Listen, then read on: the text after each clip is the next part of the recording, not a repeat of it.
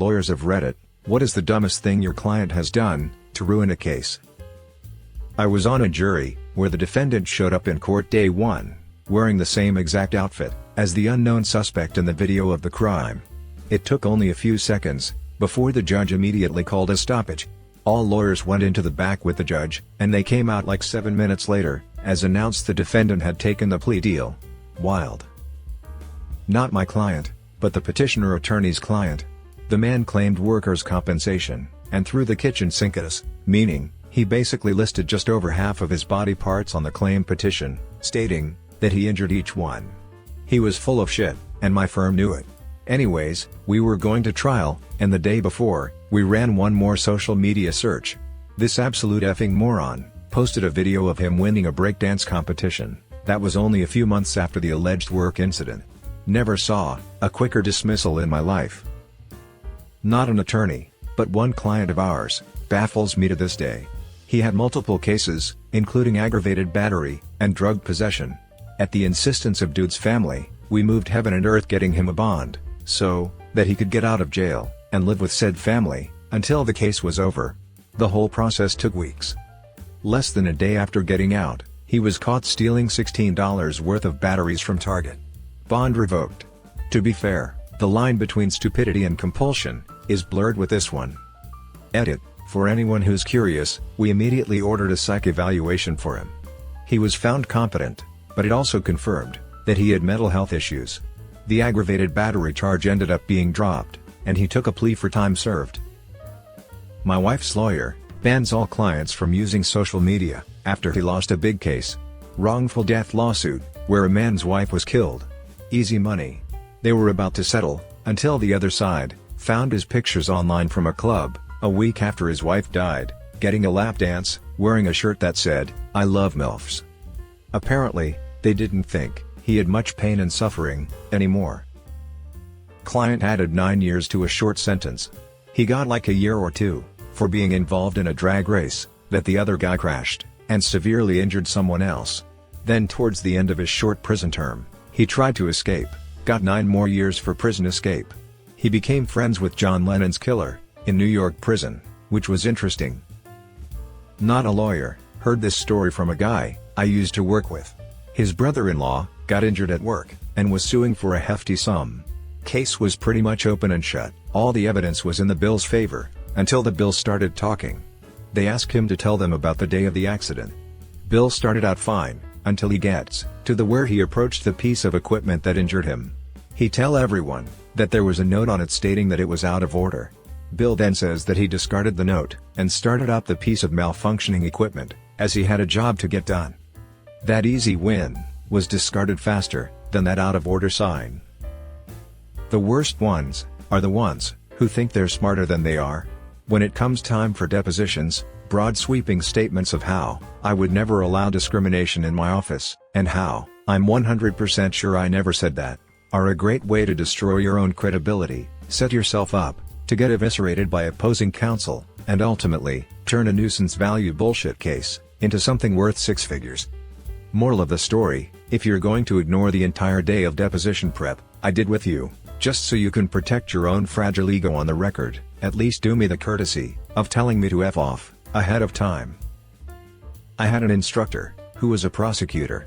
He called a witness who had seen the whole thing and had an interest in seeing the defendant punished. Slam dunk case. She thought she was on TV. She overacted every word, completely embellished the retelling of the events. Didn't lie, but she was the center of her version of events. He said, you could see the faces of the jury members sour, minute on minute. He lost the case.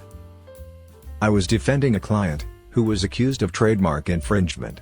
Thought he knew better than the IP attorney assigned to his case, me, and so went on his company's website to defend himself by basically confessing to what he did and claiming it wasn't against the law, and the trademark owner was a woke baby who needed to either learn the law or get back in the kitchen and make her husband a sandwich. I wish I could say I was joking.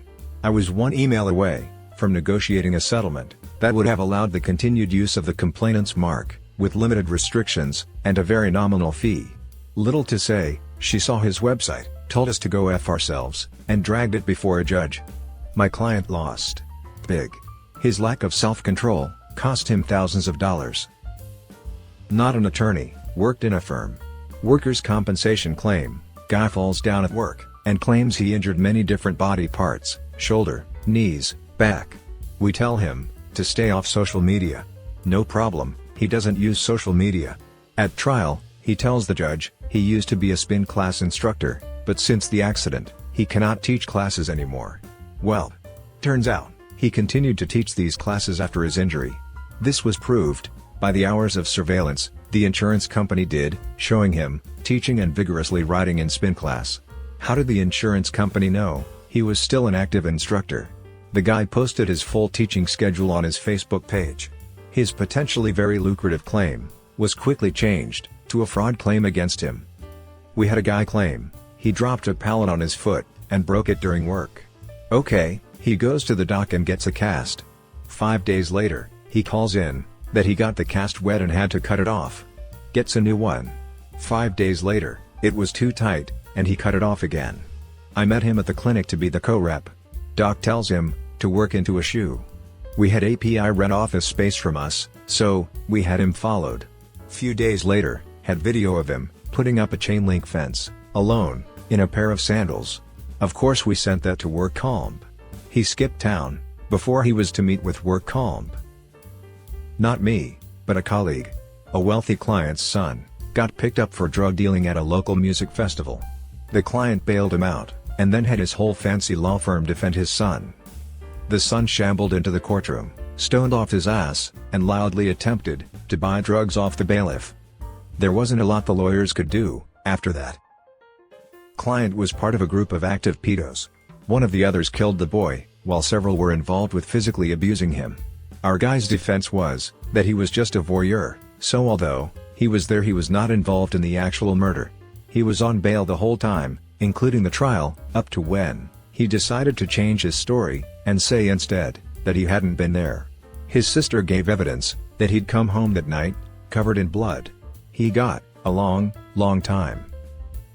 Recently was in court, and apparently, part of the requirements of this guy was that he not talk to his family.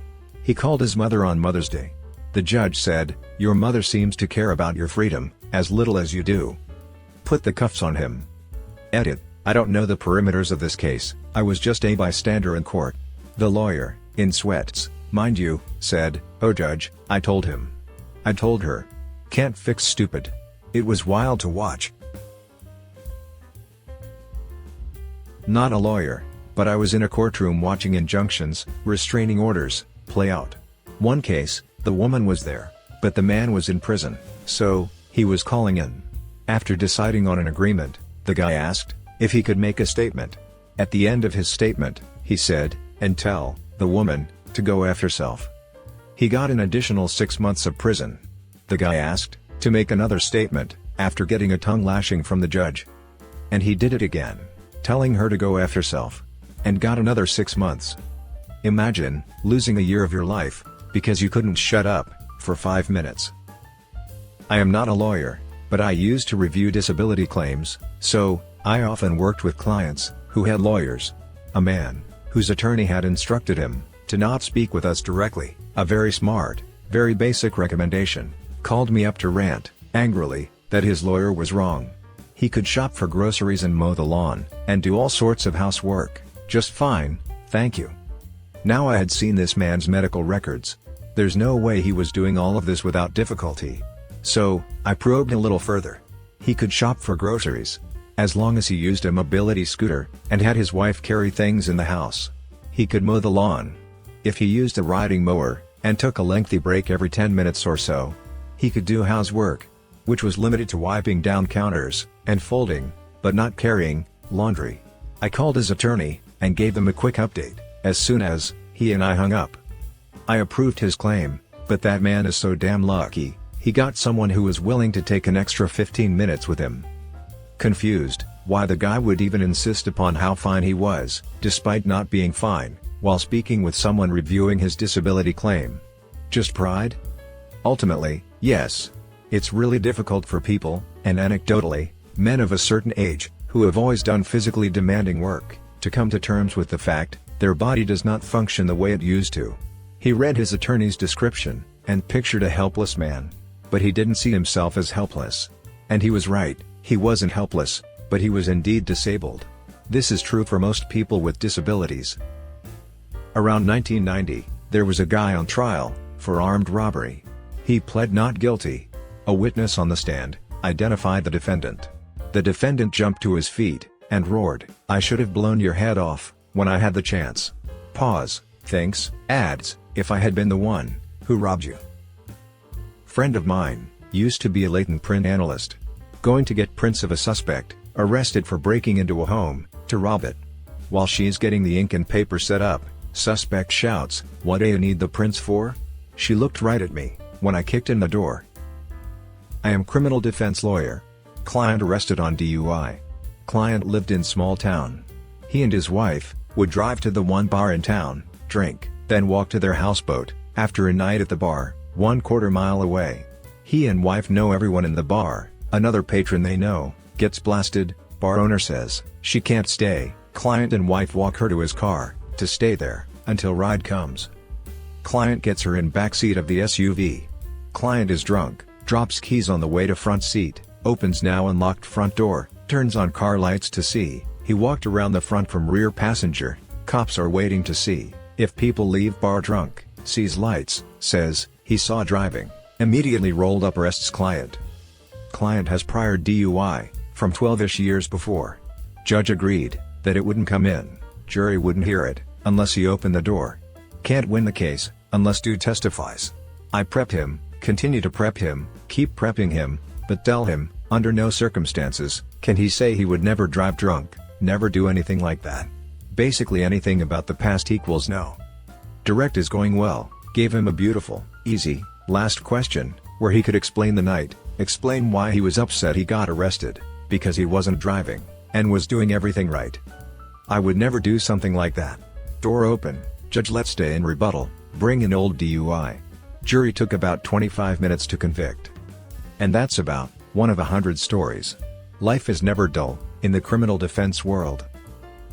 Not a lawyer, I was a legal clerk for a couple years in college. Still baffles me how this one made it all the way to trial. Lady slipped and fell at a chain restaurant, hurt her back irreparably, wanted a huge payout. Said she slipped on butter that was on the floor. On cross-exam, she was asked, "What type of butter?" Answer, "The little pats of butter they put out in the buffet." Defense immediately recalled the store manager. The store had never used that type of butter. Case ended pretty quickly. LOL. I'm not a lawyer, this isn't my story. But the lawyer who handled my business stuff in a legal dispute is a federal judge. Before he became a judge, he was a lawyer for divorces and civil stuff. A wealthy male client filed for divorce. There's a prenup. It's pretty ironclad. It discusses the distribution of wealth. The alimony, if any, is laid out at X amount, increasing yearly, based on inflation. There's one major exception, and that is, if you are caught cheating. Cheating here is defined by any sexual contact with a person before the divorce is final. You automatically get the worst terms of the prenup. In the woman's case, if she cheats, she gets zero alimony, and a one-time payment of $100K. In the man's case, if he cheats, he loses the main family home, all cars that are not his daily driver, and 1/4 of his business. A buyout option is available, but doesn't matter to this story. Lawyer gets to court, and meets with his client in a conference room. And client is beaming. He shakes the lawyer's hand, and says, "Hey, Mike, I want you to meet Jasmine. I met her 2 months ago. She's amazing. We got engaged over the weekend in France." And Mike shook her hand, and slumped in the chair, and said, "So, we got a major problem. You're cheating on your wife with her. And legally, this is discovery I'm required to hand over to the other side." He is all, "How the F am I cheating? We're separated." Mike is all, "Cheating is any sexual contact before divorce is final. It's in your prenup. That you wrote on your own." The guy flipped his shit. Ended up being so mad, he ditched court. Which gave him a default judgment. Meaning, she gets everything she asked for. Plus because of the cheating, plus not showing up, the judge ordered that the transfer of money happen within 30 days. As part of the initial agreement between both parties. He is not there to contest it. So, blam. The guy ended up trying to sneak the company to the new woman. via a trust. But, it's an illegal move. He also tried to hide the money with her, by giving her $1.1 million in cash, a bank transfer, but, the judge stopped that once he found out, and required the woman to repay the money, since she was given notice also. He fought for years, and ended up losing money, time, energy, his business, house, 6 to 7 cars, and his new wife. Now, 'cause I know his daughter from work, he is a retired angry man, living in rural New Mexico. He can't afford to golf more than once a month. And he posts about how women are scum. Used to work at a workman's comp firm and hurting themselves again. Oftentimes, doing stuff around the house. Falling off a ladder, using tools, going horseback riding, etc. Then, they get hurt again. And insurance company is off the hook. And many get their doctors to write notes, saying, they're fine, so they can work, because they're bored at home, with a huge injury, then are baffled, that they don't get workman's comp anymore. Then they overexert themselves, because of the injury, that isn't better. Sigh. Not an attorney, but I was in the jury, for a 3-defendant murder trial. We sat through weeks of testimony, and from the sheer amount of direct evidence the state had, it was extraordinarily obvious, very early on, that Defendant 1 had committed the crime. Defendant 2, D1's brother, and Defendant 3, D1's girlfriend, were much less obvious, and we were being asked by the state to consider circumstantial evidence that left most of us feeling like we had to make some leaps to draw the conclusion they wanted us to. That is, until Defendant 3 decided to take the stand. Defendant 3's attorney did a very good job of painting her as the victim of abuse. Her attorney had us feeling sorry for this poor, unintelligent woman that had been groomed since she was 16 by a man 20 years her senior. From the attorney's narrative, D3 was basically D1's slave. He controlled what she wore, what she did, and even who she talked to. He even made her get a tattoo, saying, D1's name as property. We saw text about D1 killing D3's puppy, because D3 had made him mad about something small. We saw texts from D3 to D1, cheering him on, after he had sent her pictures of a bloody knife, the murder weapon, but D3's attorney had us questioning if those words were just her playing the role of supportive partner, so D1 didn't come after her next. We were starting to believe she was terrified for her own safety, and that is why she did not report her boyfriend. I mean, clearly this man was a maniac, and it seemed reasonable that she just didn't know how to escape him.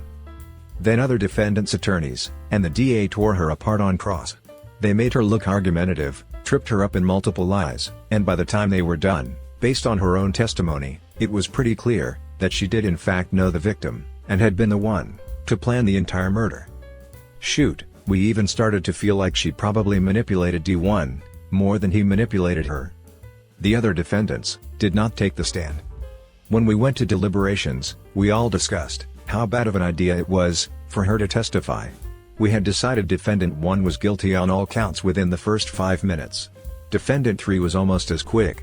We decided that while she did not physically commit the murder, she had conspired, and was just as culpable. Whatever formal charge that was. Defendant 2 took the longest. We all felt pretty strongly that he was somehow involved, but that the DA had not met their burden of proof of beyond a reasonable doubt. So, we had to return a not guilty verdict on all counts. Added for clarification, D1 and D3 were both found guilty on multiple counts. D2 was found not guilty. Not a lawyer, my dad's psychotic ex-girlfriend was trying to press bogus charges on my dad, in general trying to ruin his life and career. And his family. She attempted to make some things up about me, too. Had to go through interviews, detective's office talks, APS visits. My dad and I filed protective orders. Her response to the POs, and I was afraid it would happen, was to vandalize a part of his property, in a very gross and obscene way. She also went back to the detective to make another claim on me, saying I stole her non-prescribed drugs, so, basically admitting she had illegal drugs. So, she got a bit more than just protective orders against her. She had jail time now, too. Good riddance. Had a domestic violence case. For months, we went to preparatory hearings, and gathering evidence, and got restraining orders. By the time the trial was finally happening, on the same morning of the hearing, the person I represented let me know she had gone on holidays with the defendant, for a couple of weeks, and had grand old time. At that point, the opposing counsel approached me, and told me, he had lots of evidence, of both the parties, having a great time together. This of course doesn't mean abuse didn't happen in the past, but it really undermined our case, where we had little evidence, other than some testimonials. At that point, I had to explain to her, how even beyond strict legal rules, the judge would potentially change her mind, once she saw the claimant was out partying with the defendant, for whom a restraining order was requested. We settled, and avoided the trial. I am not a lawyer.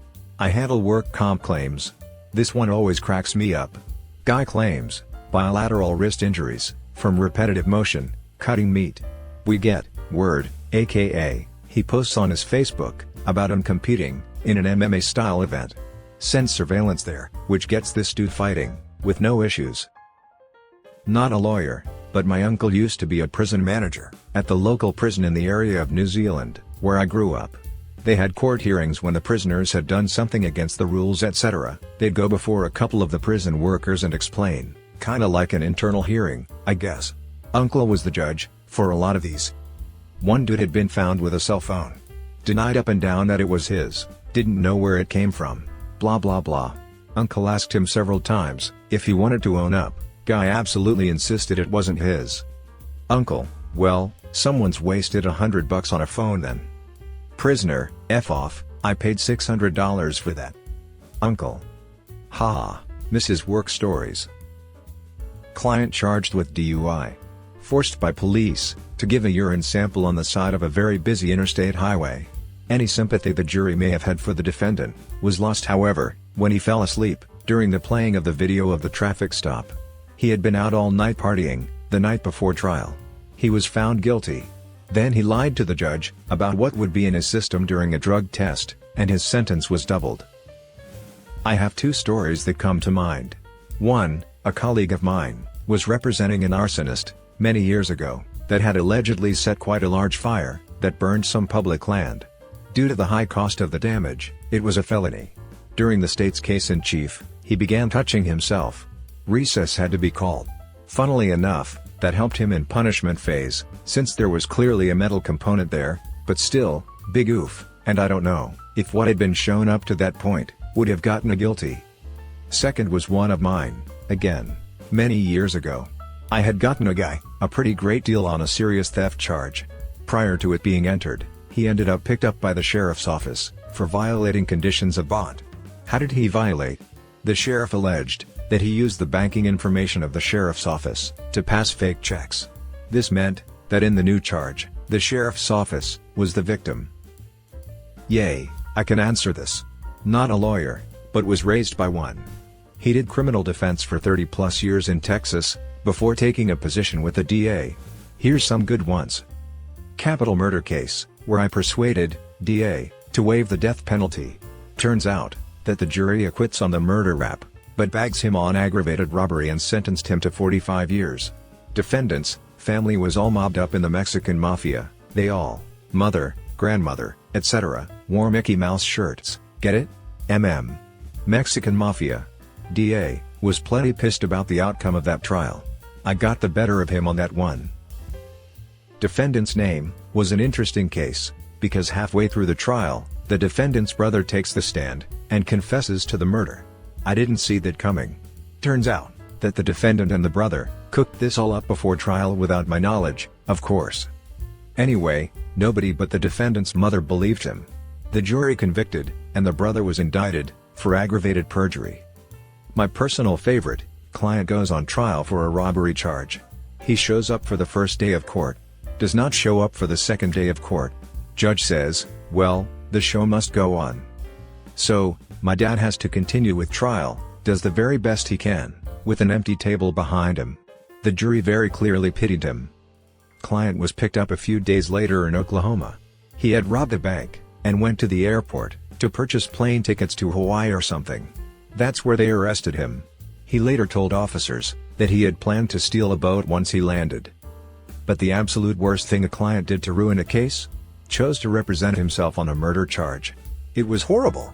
I won't go into detail, but my dad ended up standing in the back of the courtroom, per the judge's order, literally, stand by counsel. client was absolutely batshit insane, but still, it was bad. Jury gave him life. Appellate court overturned, and remanded for a new trial. Client wisely opted for representation for entire trial, got 40 years, that time. She was doing magnet therapy, with a therapist, 5 hours away, by phone. The therapist had the magnets. My client would hold the phone up to various parts of her body that needed the magnetic energy to help it heal. For $2,000 per month. She never told me about this, in the dozens of hours we prepared, by talking everything through. I learned, during the other side's cross of her. I've never been tempted to head desk in court, before. My mother was in court as a witness, in a case of criminal harassment, between two of our neighbors. We basically knew that the case was ridiculous, and a sham. The accused neighbor was totally innocent, and was being falsely accused by the local troublemakers, who kept on provoking him, and who then wanted to be able to sue him, for easy money. Anyway, by pure coincidence, the defendant was secular Jewish, just like my parents. It's literally just a coincidence. The two troublemaker neighbors, who were also there, were very angry to see my mother in the court. One of them then stood up in the middle of everything, and yelled some crap about how my mother is a Jew, and only there because the defendant is a Jew, and Jews apparently always stick to help each other. The judge immediately ripped him to shreds, and threw the case out.